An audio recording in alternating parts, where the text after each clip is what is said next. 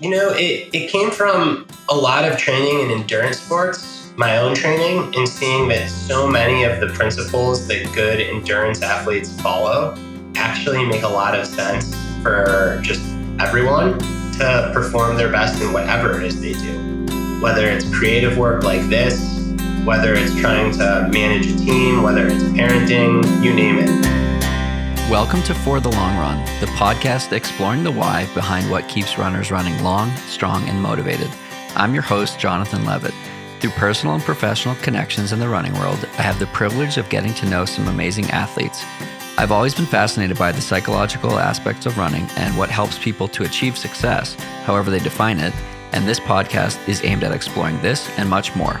I hope you enjoy. Thank you to Tracksmith for their continued support of this podcast. Tracksmith is an independent running brand inspired by a deep love of the sport. Their new fall collection just released and is now available. It features staples ready for all of your training and racing needs. As the weather begins to change, versatile pieces are essential for handling whatever the season holds.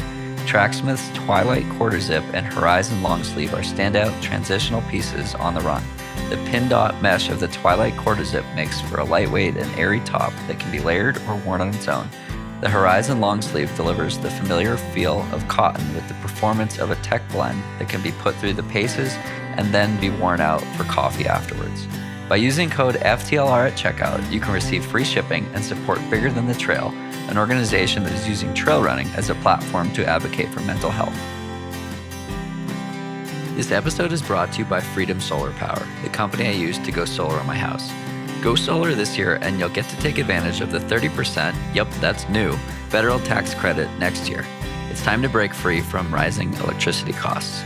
When I first started looking into solar, I thought it would be a clunky and expensive process. Going solar isn't as hard as you think it is, and Freedom Solar is a turnkey solution focused on educating the consumer and making sure they have all the information they need to make sure going solar is right for them, both financially and as a way to help the planet. Freedom Solar operates in Texas, Colorado, Virginia, Florida, and now North Carolina too. There are plenty of other great options nationwide. I have a super important question for you. Are you giving your body the nutrients it needs to help bolster and protect your immune system? How do you know? Friends, I'm here to help you eliminate the guesswork with two products that have had a huge impact on keeping me healthy and strong during my training and races that I strongly encourage you to try. Previnex Probiotic and Previnex Immune Health Plus are powerhouse products that can help you perform at your best and keep you healthy, especially as we move into a season where bugs that can take you down are everywhere. Use code FTLR for 15% off your purchase at Previnex.com. That's Previnex.com.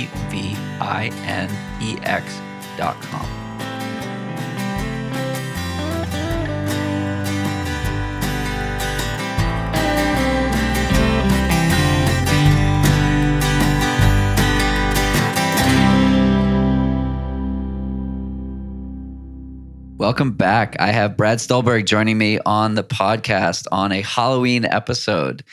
Brad, thanks so much for taking some time to chat. Thanks for having me. I'm really looking forward to this. Of course. So the first question of this podcast is always a tough one. And the question is, who is Brad?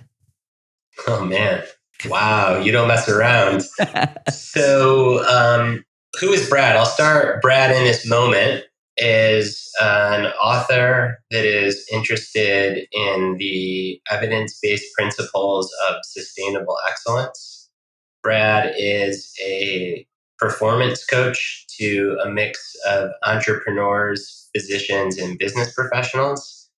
Brad is a very armchair strength and conditioning athlete.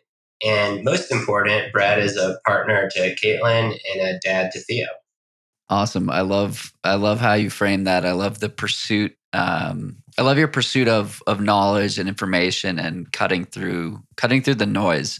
For those that don't follow Brad on Twitter, he's very good at doing that. We have a lot of people that like to tell people that they're smart, and then there are a lot of people, or a smaller population of people that show that they have a lot of experience and have learned a lot of things, both evidence-based and evidence-based as it is with you. So let's paint the picture of Brad the human before we dive further into Brad, in the pursuit of excellence and consistency over intensity, as your hat says. So where did your fascination with the pursuit of getting better come from?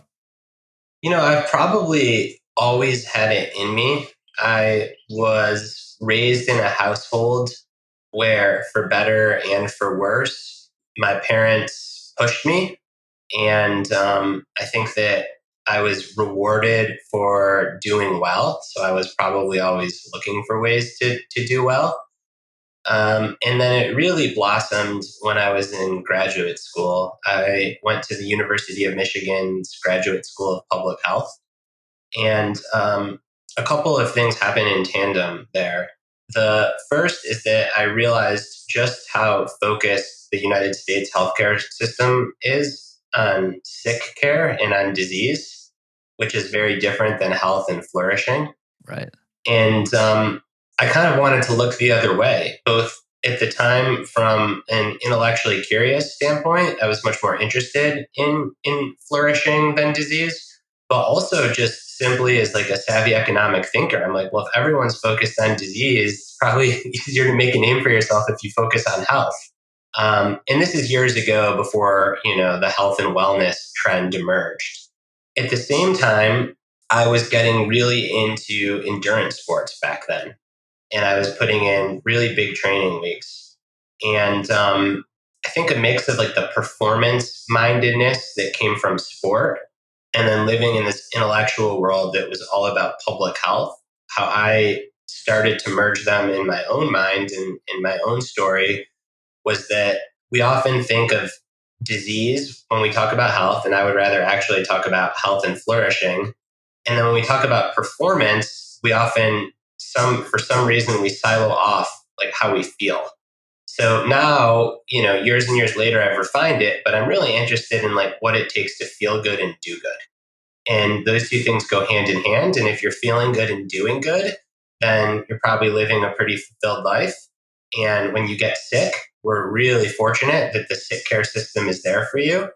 But my interest is upstream of that. I love that. In my day job, we say that good health is not just the absence of disease, but the striving for progress and getting better. And I moved to Boulder a year and a half ago at this point, and one of the things that I've found to be so fascinating about the people that are here that I wish more people had is that like stasis is the enemy, and it's not good enough to just exist. For many, that's a great goal, but for myself and I think our community, it's this process of betterment and avoiding a degradation or avoiding getting worse or not as healthy over time. And it's unfortunate how unique that is, right? It's like crazy that we have to like step back and think about how unique it is that, wow, you're actually thinking about improving. Cool. That's an attractive quality. And this process of amplifying the voices of people who are in this pursuit of excellence has been really fun. And I've learned a whole lot through it. And this episode is, I guess, formally celebrating a million downloads. And I want to run some of these learnings by you in this process, in this conversation, as we talked about before we started recording. But maybe let's keep it all about you for now, at least. I'm curious, as you had this realization when you're at Michigan and beyond, like what was the next step? How did you turn that realization into, okay, here's my ability to actually have an impact? What happened next? Yeah, well, it was a pretty circuitous path to where I am now from where I was when those ideas were first forming. I will say that in graduate school, I also started a blog. And this was like before social media, or maybe right at the inception of social media. So blogging was the thing. So it was like, the internet 1.0, or I guess if 1.0 is AOL and 1.5 is blogosphere, I was in the blogosphere. No one really read my blog, but it did get me into a regular groove of writing, and it kept me into a regular groove of writing. And at the time, my blog was focused on a mix of endurance sport performance and then also public health and health related issues. Following graduate school, I took a job at a large healthcare system out in Northern California. And the role as described was really a consulting role. So to consult to the medical group about how they could build a better organization, which was neat. And that was the kind of work that I had done after undergraduate school as well. And when I grooved in, I realized that I really wanted to keep writing at the same time. So as a, I don't know, how old was I? 26, 27-year old, I tried to make sure that my role on projects was always the storyteller. So whether that was writing the memo or the white paper or even writing the PowerPoint slide deck, I was always writing. And then I kept up this side gig or side hustle at the time of just writing for fun. And I pitched a few op-eds very naively to large newspapers, and fortunately, a couple of those got placed, and a couple of them ran on the weekend and had quite high readership. And then suddenly, I was starting to get emails from random websites asking me if I wanted to write for them, and I just said yes. I wasn't getting paid. I thought this was the coolest thing ever. Now, if like the Huffington Post were to reach out to me and say write an unpaid blog, I think it's offensive. But back then, I was just thrilled that anyone wanted me to write and anyone wanted to read my writing. So it really was just a hobby for a couple of years. And then as I continued to refine my writing and my readership continued to grow, I started having opportunities to be compensated for writing. And then very gradually over a 5-year period, the proportion of how I spent my time and where I earned my income shifted from being this performance improvement consultant in a large healthcare system to being a writer.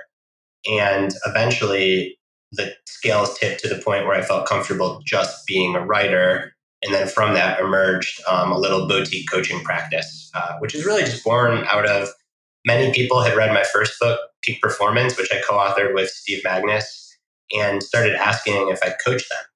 And not coach them as in write their running or strength program, but coach them as in mental skills and performance.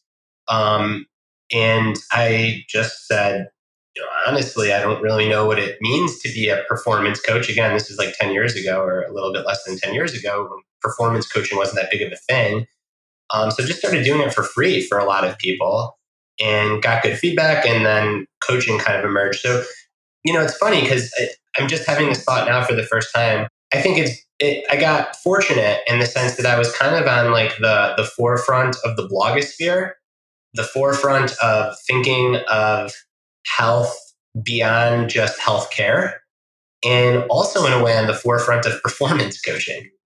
I don't think I have anything to do with how the internet evolved. I don't think I have anything to do with how performance coaching evolved. I'd like to think that some of my work has actually contributed to this shift away from just the absence of disease towards what it means to be healthy. And of course, as you know from following me on Twitter, the unfortunate externality of that is we've got literally millions of grifters selling quote unquote wellness as a result. Yes. I mean, the sad reality of it is, and I say this work as someone who works at a for-profit company focused on improving health span and longevity, but the sad reality is that the fundamentals don't sell, right? If you eat well, sleep well, move well, you can do that without a whole lot of products, fundamentally. And so we've seen the development of crazy diets and products and footwear and like all of this stuff that is meant to enhance our ability to move, eat, sleep, impacting like what your hat says, which is consistency over intensity, which I love and I will be buying. And I used to say that whoever figures out how to make sleep sexy is going to win and like make a lot of money. And now it's like, it's happening. You have mattress companies, you have all like pillow companies, you have all of these sleep trackers and whatnot, all gamifying either gamifying or productizing, commodifying something that like is so incredibly boring that is a fundamental pillar to endurance or to performance and health. Yeah, and I think that the irony is that there's some pretty good research that shows that with this focus on sleep quality has suffered. And the more that someone is focused on optimizing their sleep, the worse their sleep gets. Now, these studies look at large numbers, so it's on average. Some people probably benefit a lot from having a Whoop or an Oura Ring or a special mattress, whatever it is. But on average, a lot of people, their sleep deteriorates. And my hypothesis for why this happens is really quite simple. If you turn sleep into something that you need to perform and do well at, it's kind of like the whole opposite of sleep, right? Sleep is supposed to be about shutting down to rest, to recovery. You don't strive into sleep, you fall into sleep, like you fall asleep. And I think that a lot of these gadgets for a lot of people, they turn sleep into just another thing to excel at, which of course then brings on all kinds of nerves about sleep. And as anyone who's ever had any bout of poor sleep knows, the more you think about if you're going to fall asleep or not, the less likely you are to fall asleep. And then it's 4 a.m. and you're like, damn it, my alarm's going off. And everyone's had that experience before a marathon, but same thing, right? Before a marathon, you're like, oh my gosh, like I gotta get sleep to set up my race. And then you don't. And you can still run really well. The body can do fine on a night or two of poor sleep. But I think when you put on all these devices, if you like are the kind of person that really obsesses about it, then every night is kind of like that marathon feel, like I must sleep to get the right recovery score or whatever it is. Totally. I think we can learn a lot from what's going on right over here with sleep. Who's that? That's Alfie. He's snoozing like a champ right now. He's a better role model than my dog. My dog sleeps with like one eye open because he's a 2-year-old German Shepherd and he's like must watch the front door for the mail person. He had quite a day of exercise yesterday. He's 8, almost 9 years old, and he loves hiking. He loves running, but he did a lot yesterday, and now he's exhausted, which is the principle of train, rest, repeat. He's thriving. Yeah, and I noticed he doesn't have 9 gadgets hooked up to his paws. You can't see his paws. He's got an Apple Watch and a Fitbit on each one. I'm kidding. Let's rewind quite a few years. What did young Brad want to be when he grew up? Believe it or not, I wanted to be a writer. How come? So I wrote for the school newspaper. Well, before that, I wanted to be a pro athlete. In high school, I realized that I wasn't going to be a pro athlete. I was a good high school athlete, but it became very clear I wasn't going to be a pro athlete. And then I wanted to be a writer. So I wrote for the school newspaper. I was really involved with the school newspaper in undergraduate school. But I also, as the pragmatist in me, said, oh, you can't make a living as a writer, so I better go get a quote unquote real job. I also, going back to high school, I applied to the Medill School of Journalism at Northwestern, which is like the foremost prestigious journalism school in America. And I got rejected. And like most 17-year-olds, I said, all right, like, guess I'm not going to be a writer. I'll go to another school and study economics or psychology, whatever it is. And that's precisely what I did. So I always wanted to do it. And I had these false starts, or at least these moments where I'm like, oh, guess I'm not going to be a writer. Guess I'm not going to be a writer. But in hindsight, I was always writing. So as I mentioned, like even in these non-writing jobs, I was always the person that was doing the storytelling. I worked at McKinsey and Company for 2 years, and I was never the person running the financial model. I was always the person making the PowerPoint slides. So looking back, it's pretty cogent. Like, oh yeah, you told nonfiction stories, but that's only in the rearview mirror. At the time, I wasn't like, oh, I'm going to do this so I can learn how to write nonfiction. No, I was doing it because it's what I enjoyed doing and what I was decent at. That makes sense. And fast forward a few years, and we've all learned a lot from your learnings. So, was Peak Performance your first book? Yeah, that was the first book. Where did the idea for that come from? It came from a lot of training in endurance sports, my own training and seeing that so many of the principles that good endurance athletes follow actually make a lot of sense for just everyone to perform their best in whatever it is they do, whether it's creative work like this, whether it's trying to manage a team, whether it's parenting, you name it. And looking into the research, it became really clear that actually these different academic silos called these concepts different things, but the actual concepts are the same.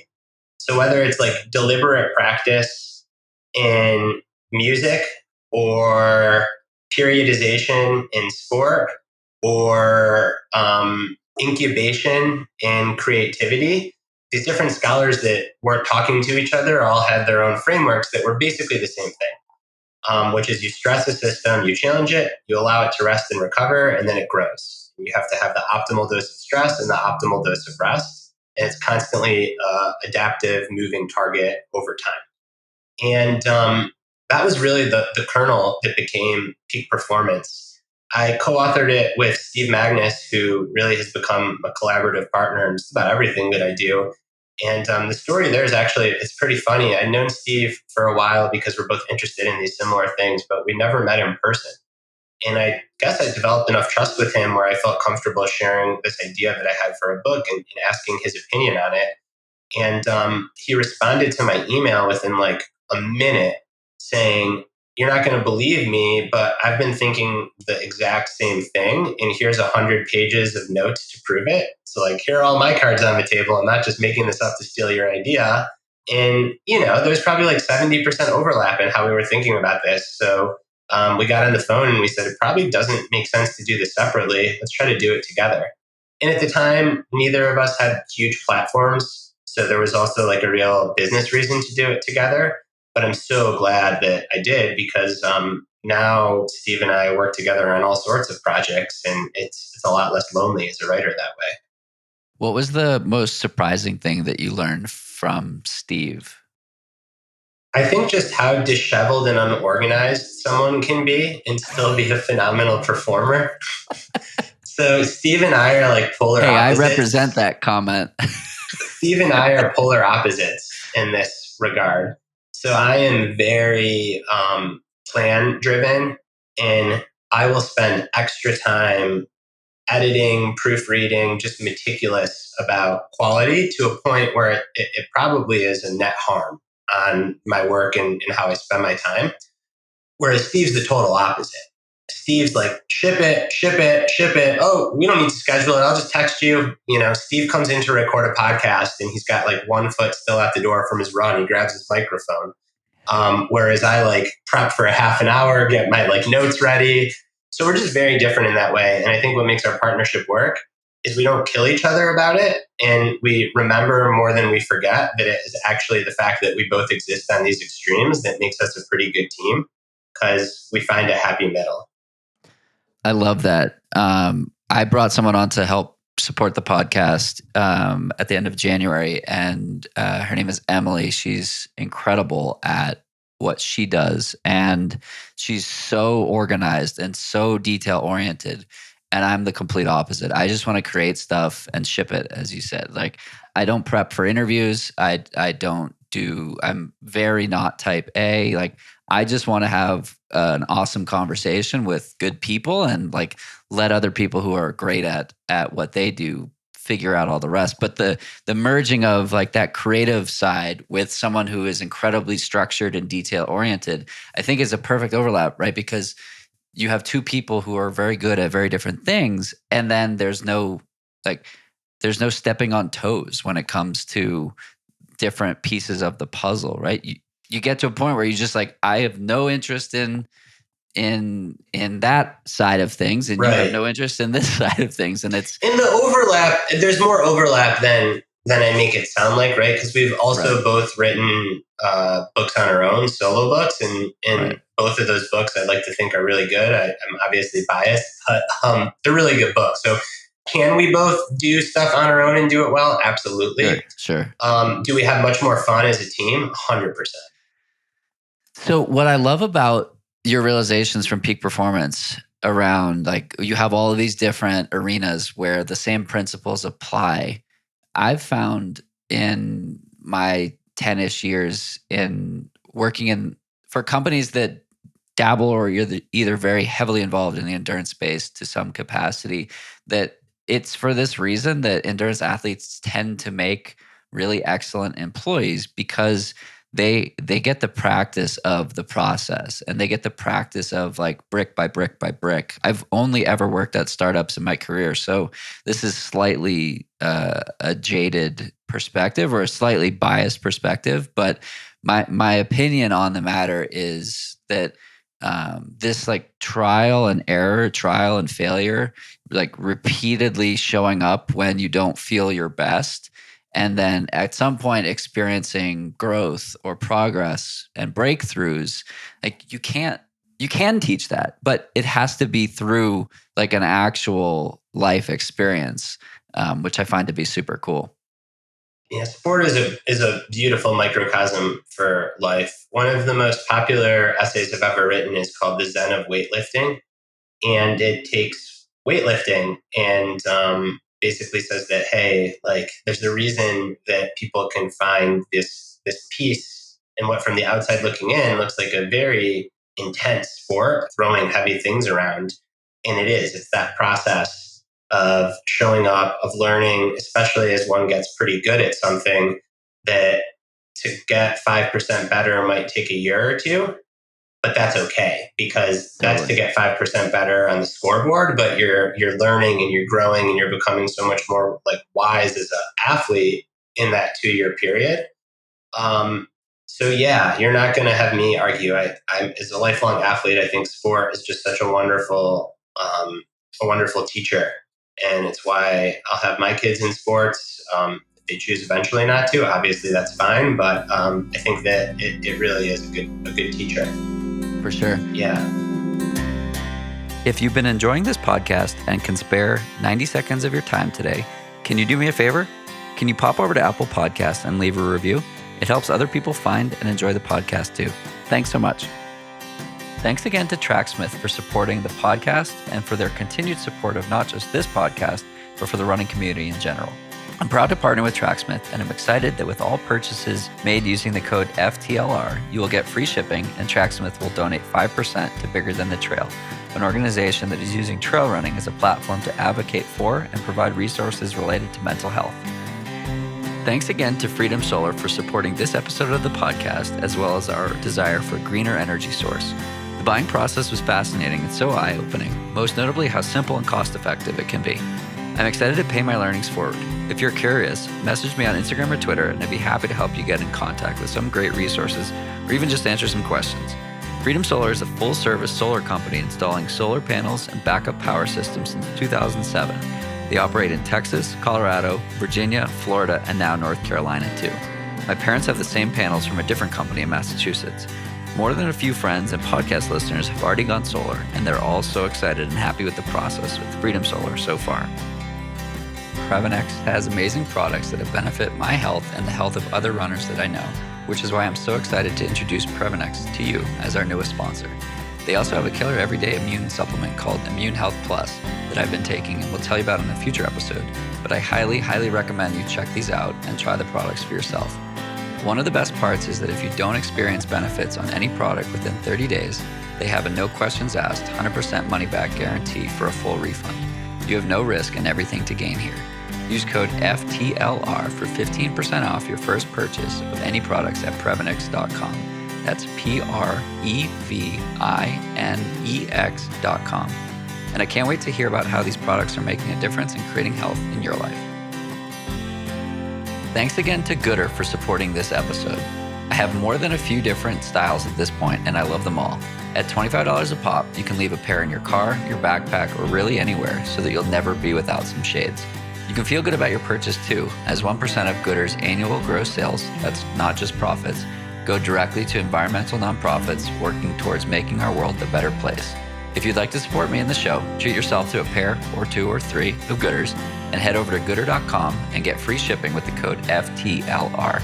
Your face will thank you.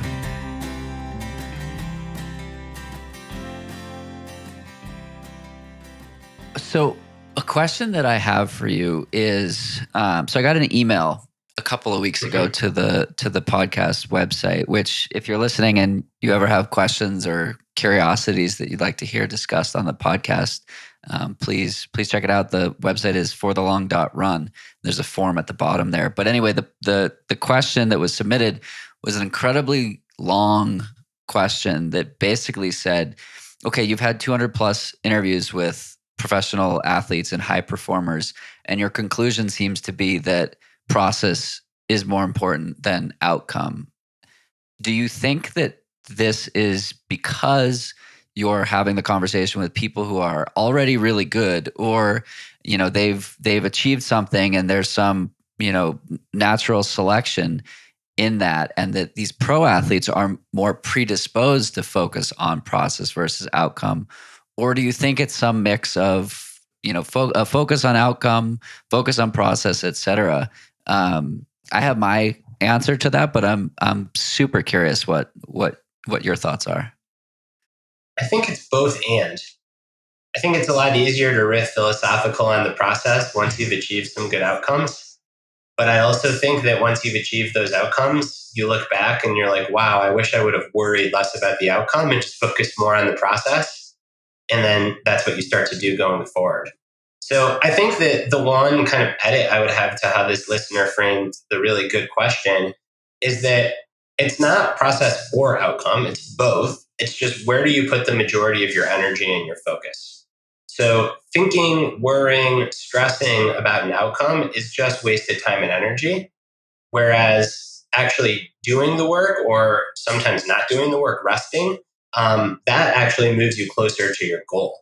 So it's like anytime you start like obsessing about whether or not you're going to fail or succeed at whatever it is you do, whether it's in sport, whether it's in creativity, in traditional workplace, ask yourself, like, what would be a better use of my time to actually have an impact on that goal? And be comfortable that sometimes the answer is nothing, just to rest. And I'm not an expert on rest and recovery, but I have to imagine that like resting while stressing out about whether or not you're going to go sub 240 for your marathon is not as good as just resting without stressing out about whether you're going to go sub 240 for your marathon. So choosing a goal, letting that goal motivate you if and when it can, but also being able to detach from it so that you can focus the lion's share of your time, energy, and effort on doing the work itself. A life example I have that illustrates that to a T is my 4-year pursuit of breaking 3 in the marathon. I tried and failed 3 or 4 times before succeeding. And I say fail because I didn't learn from those events. I was like, my first marathon was 3:35. I was like, I'm not a real runner unless I break 3, which is incredibly flawed thinking. And I've been there. Haven't we all? And it didn't happen until I stood on the start line, as you said, completely detached from the outcome and more just curious about like, how good can I be on this day? And I ran the first 10 miles at 6:40 pace thinking this is unbelievably effortless and I cannot figure out why. And I crossed the line in 2:59. And I wonder how I would tell this story if I ran 21 seconds slower. But the way I get to tell the story is that I stood on that start line. I was detached from the outcome, and it was a celebration of the last several thousand miles. And then I executed the goal that What were your last 2 mile splits? I can't help but nerd out for a minute. Do you remember? They were just under 7. So were you like holding on for dear life to get under 3 hours at the end of that race? Or was it more like, I can kind of take my foot off the gas a little as to not blow up and still do this? So I ran a 1:28 first half. And then like a 1:31 change second half. Yeah. And so I hit the wall at like 18 and had a tough 2 miles. And then at 20, I did some mental math and I realized that if I kept every single mile below 7 minutes, I would break 3. And so I was like, okay, this 10K, I have to do it in this amount of time. Oh, I've done that a million times before. Oh, okay, just run the next mile. And so the process or the tangible thought I had in my head was make it hurt. And so I had just been getting to know Shalane Flanagan as I was training for this marathon. And we had a chat just prior to the race. It was like a pep talk, basically. And she was like, I never feel more alive than I do when I'm racing. And just think about how you get to challenge yourself and you're on that edge of the unknown. So I'm like running in mile 19, mile 20, mile 21. And I'm like, I honestly don't know what's going to happen. And it's invigorating. And I want to make this hurt as much as possible because I've come this far and I want to take those 20 miles, rewrite the story of slowing down and accelerate. And so my coach was watching the splits. He's like, this never happens. You never hit the wall and then speed up again. And I did that and it was so incredible. But I always reflect on like, okay, but what if I did that and still went like 3:15 seconds. Right, exactly. And then it's like we have these numbers that are so arbitrary. Like I PR'd by 20 minutes. What if I PR'd by 19 minutes? Like would I still be telling the story in this way? So that question that I asked you that led to this probably 30th time telling the story then led to me asking a bunch of pro athletes that I know about their thoughts on that same question. And I asked a bunch of Olympians, I asked a bunch of Olympic medalists and whatnot. And the two responses that stuck out pretty significantly were almost exactly the same. And they came from two incredibly different people, Kat Bradley and Kate Grace. So 100-mile runner and 800, 1500, et cetera, specialist. And they both said, basically, the process is important. You have to be focused on like doing the work and stress, rest, repeat, and focused on these like subjective measures of progress and growth. And you need little carrots that are metrics and outcome driven that inform but don't direct. And so you're like it's like the bumpers. Yeah. And it's like the bumper lanes on a bowling alley that like that's just like giving you guidance of, oh nope, you're off to the right a little bit. Oh nope, now you're off to the left. Let's get back to center. And I found it so fascinating because I was like, yeah, that is how you describe the importance of both. And Kat won Western States. Kate, has been to the Olympics and had a very successful year last year as well. And they both know a thing or two about elite performance and have experienced not great times as well. So yeah, I think it illustrates the point you were making as well, which is, again, super cool. Like we have all of these different principles that people are coming to separately, whether it's in endurance or in different arenas. And we're all saying the similar things, just with different ways to explain it. Yeah, and I think that's when you can start to really pay attention and have some confidence that it's true with a capital T. For sure. One of the other hypotheses that I'm curious your thoughts on. So early in the pandemic, I started doing a lot more digital podcasts in this medium. The first 50 were all in person.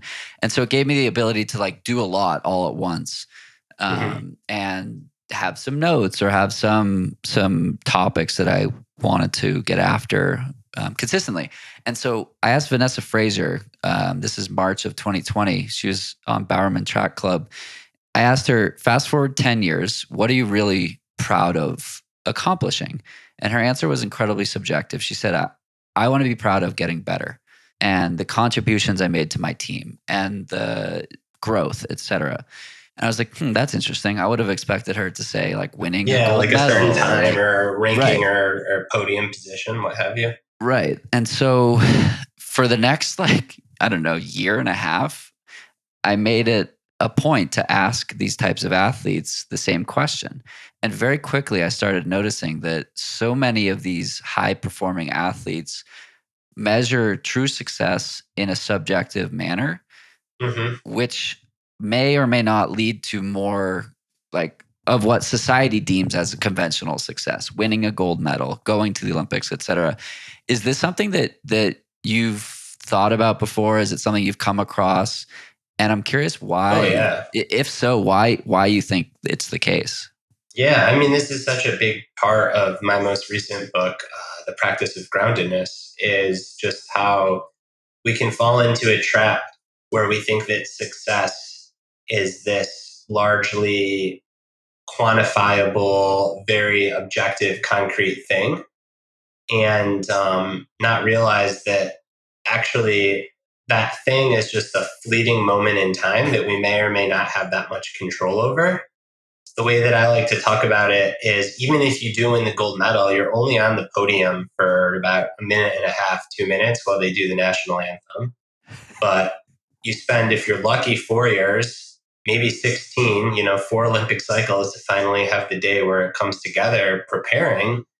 And if you are going to have your success be contingent on one moment in time that's going to be super ephemeral, well, then you better believe that that's going to lead to a lot of anxiety and emptiness and loneliness. Yeah. So I think that those quantifiable outcomes are important in many fields, but they are the cart, not the horse. Like the horse has to pull the cart, and the horse has got to be, hey, are you growing? Are you forging meaningful relationships? Are you learning? Are you enjoying the totality of this process? And if the answer to those questions are no, then whether or not you achieve the quantifiable thing doesn't really matter.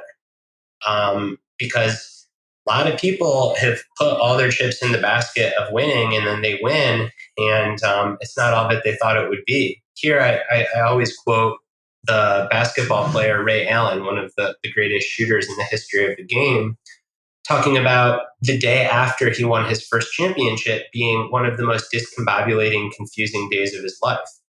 Because he's like, well, if this is it, then I'm screwed, because like I thought this was going to change me. I thought this was going to give me peace. Like I thought all these things. He woke up the next day. He's like, now what?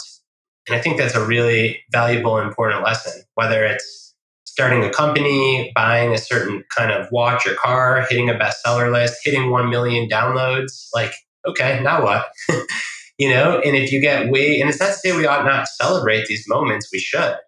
But the more attached to them we get, the more disappointed we're going to be whether we succeed or fail. Totally. So I noticed I crossed 1 million downloads as I was sitting on the toilet. That is scrolling. It's like, this is interesting. And I was like... But it's not, but I think there's also like this moment where a lot of people are like, oh, just do the work, do the work, do the work. It doesn't matter. And I call bullshit on that, because I think that makes for a motivational Instagram post. Like we should celebrate our successes. Like it's fun to win and to accomplish things that you want. We just shouldn't obsess over those things or attach to them. So it's how can we celebrate them and find joy in the wins, but at the same time hold the wins lightly. And then you have to apply the same thing to the losses. How can we learn from the losses and grieve the defeats, but at the same time also hold those a little bit lightly? Yeah, it's like the saying, chop wood, carry water. I think it's the Buddhist approach to excellence. Exactly.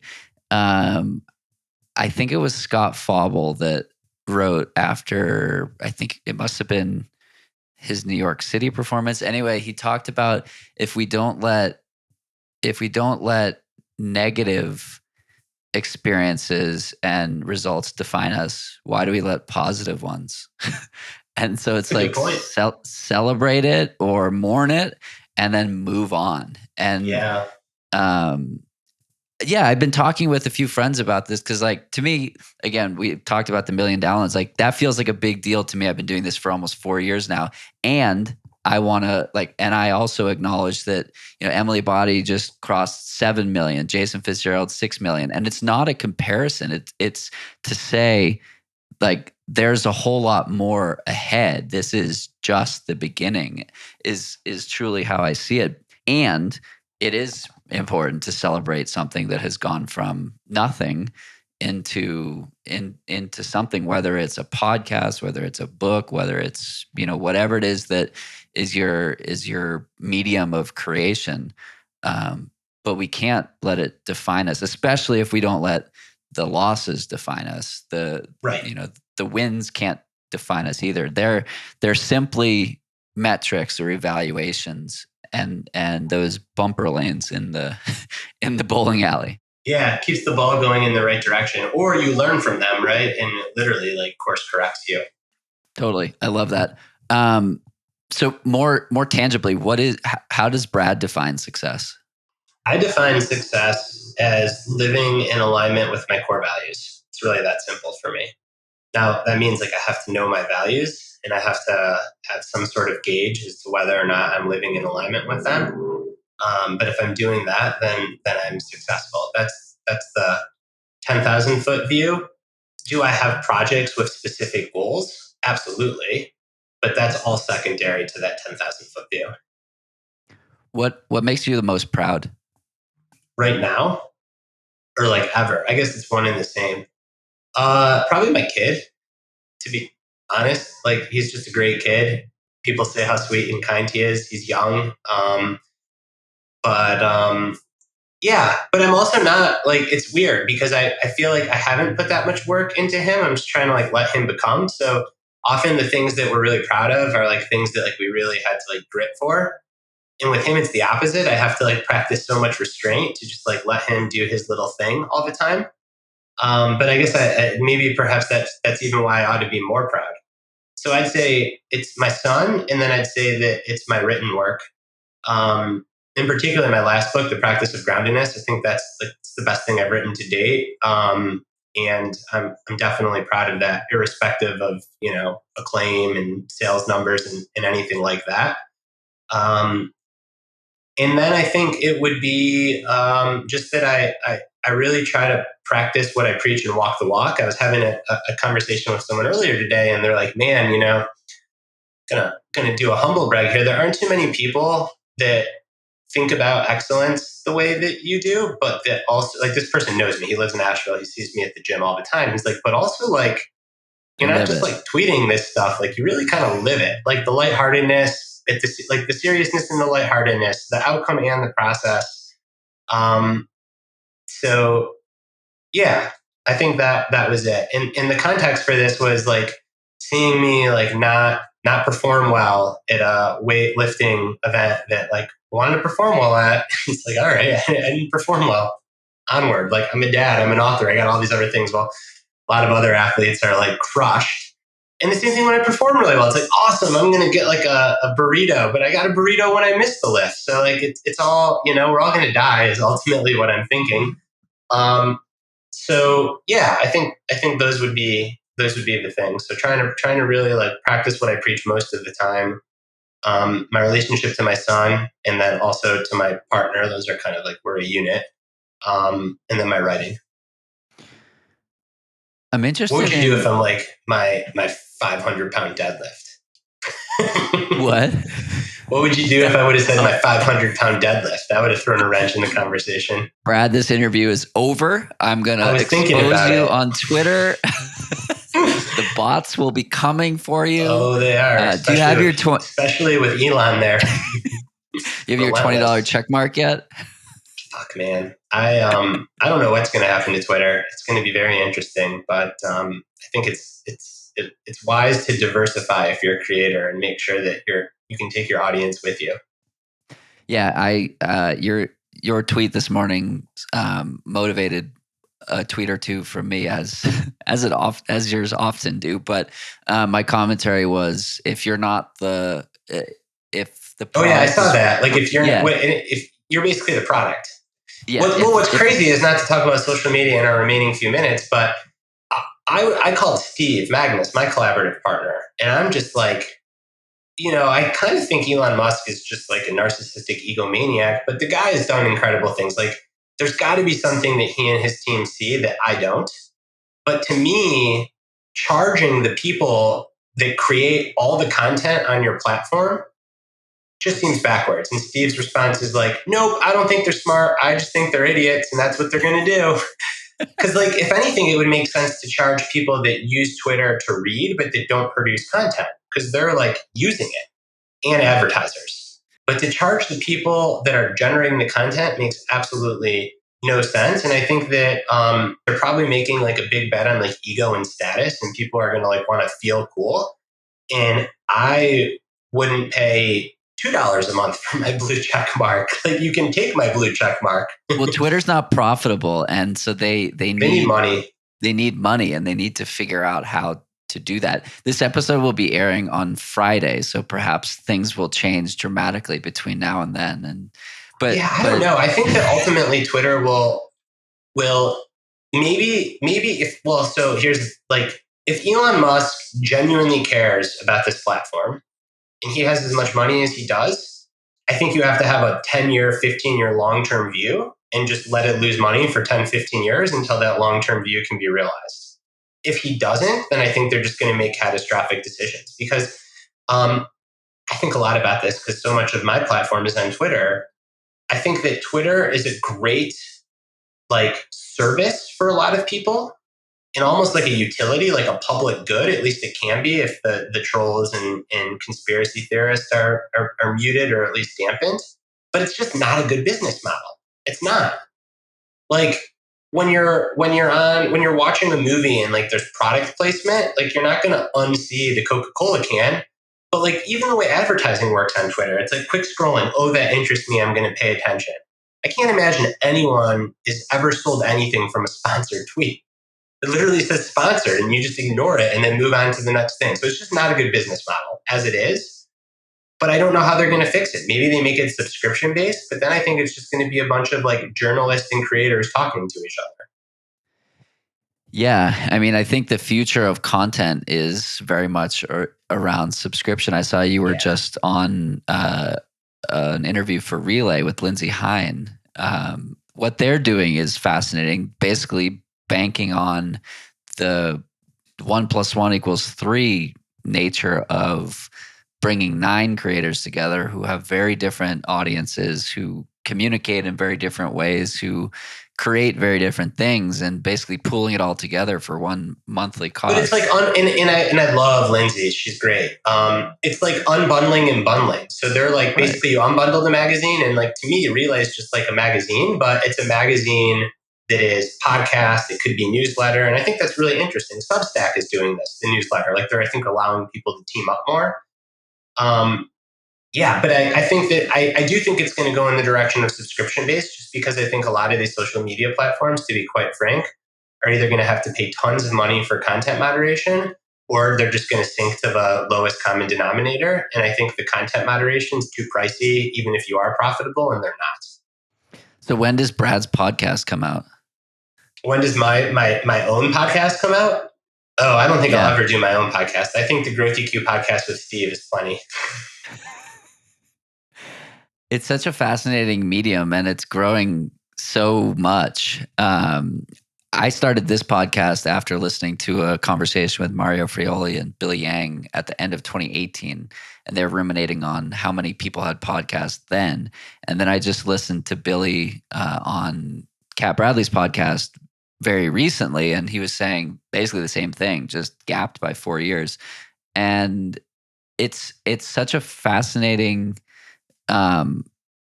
medium that we can learn from, right? It's no longer just like comedy podcasts. It's no longer just these crime podcasts. It's like, you see what Andrew Huberman is doing. And I was just going to say, I think Huberman's the ultimate example, and I think that I wish Huberman would spend more time on the basics.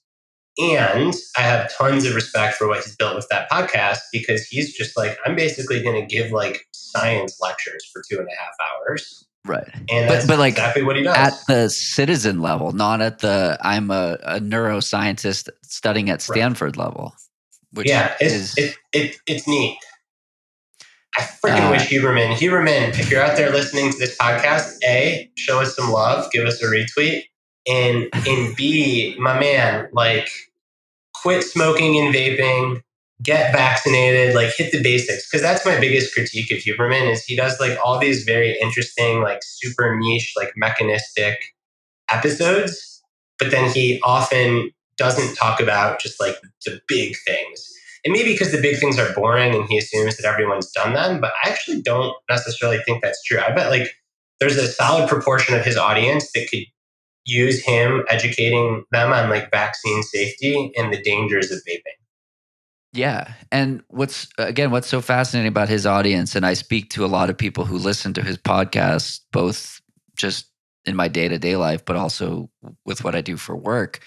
And these people will do anything that he says. It's like That's what I mean. And I suspect that yeah, there's a lot of like 20 to 40-year-old males that like are not vaccinated and use a vape pen.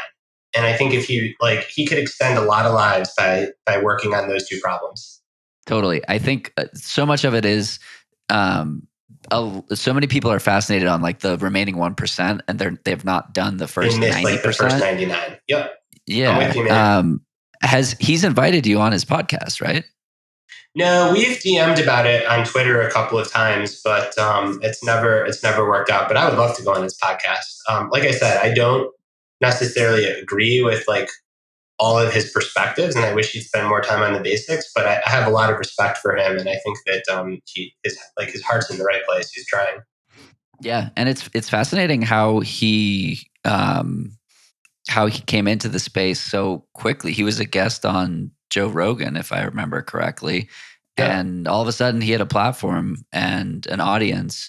And, here we are. Which is something I think about often. Like if Joe Rogan had me on his podcast, would I go on? Because I really don't like Joe Rogan. And I don't know the answer to that question. If the answer is no, it wouldn't be out of like purity or self-righteousness. It would simply be because like I have a very Jewish sounding last name. And if I say like one wrong thing, that audience could pounce, which then kind of is like the whole reason why I don't like him to begin with. So it's like this circle. Yeah, it's a tricky one. Yeah, I never thought about it that way. Same challenge for me. I don't think I'm being invited on the Joe Rogan podcast anytime soon, but it's a funny thought exercise. But for me, the bar is like anyone that pales it up. Now we're getting like inside baseball podcast, but anyone that pales it up with Alex Jones, I just like have no time for. But it's a fascinating example of like how knowledge gets shared now. And there's some like, I don't want to call it gatekeeping, but there's some aspect of, it's not like tribalism. It's not like, I don't know how to say what I'm thinking, but it's like this person unlocks this person, and now all of a sudden all these people have a much bigger platform, but it's coming from, they're all enabling each other. Again, it's why I like this medium so much, because you can have people on, and my goal is I have some hypotheses on performance that are the summary of 200 plus hours of this type of conversation. And my agenda, quote unquote, is to talk with people who can either validate those opinions that I have, again, coming from experience with all these people, or add their own flair, or say you're completely wrong. The only person that's basically said you're completely wrong was CJ Albertson. And it was a fascinating conversation. And he just trains so differently than everyone else. And he races so differently than everyone else. And it was so fascinating to have this podcast where he was like, no, actually, I don't believe anything that you're saying. And I'm going to tell you why. And that kind of stuff is healthy. You learn a lot from those, and your audience probably does too. Totally. What are you working on at the moment? I have a book coming out next year in September, so September of 2023, and I'm in the process of just finalizing the copy edits before the very long publishing lead time takes over in terms of cover design and publicity and all that stuff. The fun stuff, right?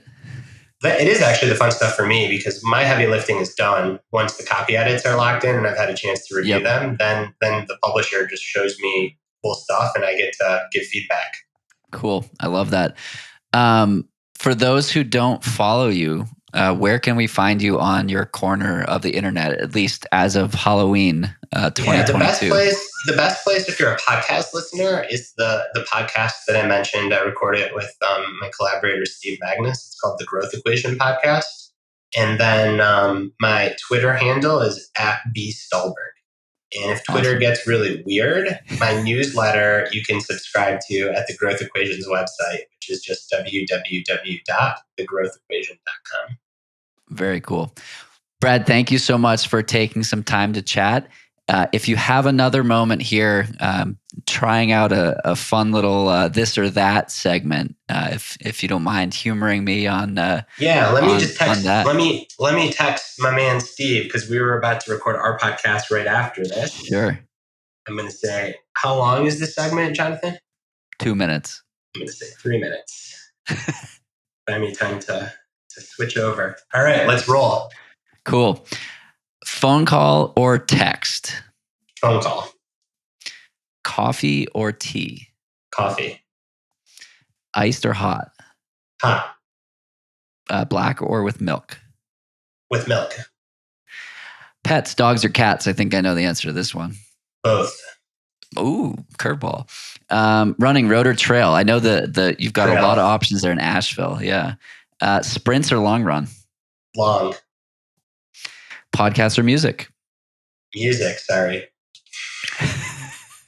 Well, this is no, I'm just kidding. Outdoors, hiking or backpacking? That's both, similar. I think. Like camping. Yeah, similar. Camping would be backpacking. Yeah, it depends on the crowd and what's happening, but both are wonderful. And pizza or tacos? Pizza. Nice. And the last question, place you want to run or race? I'm not actively racing. Since we moved to Asheville, since I have a kid, so much more of it is just hiking now with him in the pack. And I had a really transformative experience as a young adult in the Nepal Himalaya, and I really want to go back there with my son when he's old enough.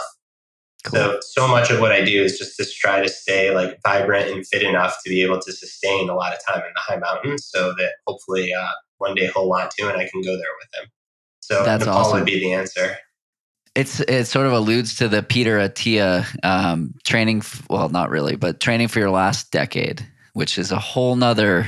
Yeah, or training for your next decade is how I like to think. Training for your next decade. I like that. Brad, thanks so much. This has been a pleasure. Hopefully we didn't run too long. No, this is perfect, man. Thank you. Of course, got no organization anyways. Probably doesn't know we're recording a podcast now. He's happy to have an extra minute to grab a drink. Brad, seriously, thanks for all you do for our sport and for our world in general. Your books have been incredibly transformational for me personally, and I'm sure for many others. So thank you for doing what you do, and excited to see more of it in the future. Thanks, my man. Be in touch. Of course. All right, bye. That's it for today's episode. Like many long runs, it's sad when it has to end. I hope you join in next time on For the Long Run, and in the meantime, happy trails. If you enjoyed this episode, it would mean a lot to me if you shared it so that others can find it and enjoy it too. This podcast and the accompanying music has been produced by Brian Walters of Single Track Sound. For the Long Run's logo is created by Vanessa Wolf of Sterling Wolf. Show notes have been written by Ruby Wiles and is managed by Emily Holland. It takes a village.